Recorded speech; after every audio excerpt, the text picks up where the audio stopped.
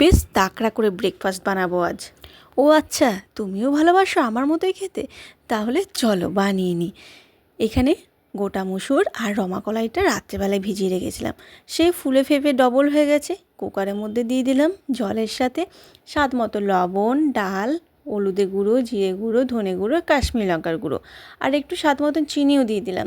তার সাথে কেটে রাখা সবজি বেগুন, টমেটো, আলু আর কাঁচা লঙ্কা নিয়েছি আমি। তোমরা তোমাদের পছন্দসই সবজি দিয়ে দিও। তারপর কুকারের ঢাকাটা আটকে বেশ কয়েকটা সিটি দিয়ে কড়াই দিয়ে দিয়েছি সর্ষের তেল। তেলের মধ্যে গোটা জিরে, শুকনো লঙ্কা ফোড়নটা বেশ একটু লাল হয়ে এলে তারপর ঢেলে দেবো ডাল সেদ্ধটা।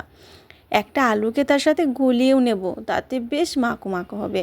তারপর বেশ খানিকক্ষণ ফুটিয়ে নেওয়ার পর দেখো দেখি কালারটা কত সুন্দর এসছে আর কতটা মোটা হয়েছে। তাহলে নাও, রেডি হয়ে গেছে ডাল সেদ্ধ। যাওয়ার আগে অবশ্যই একটা লাইক আর কমেন্ট করে যেও।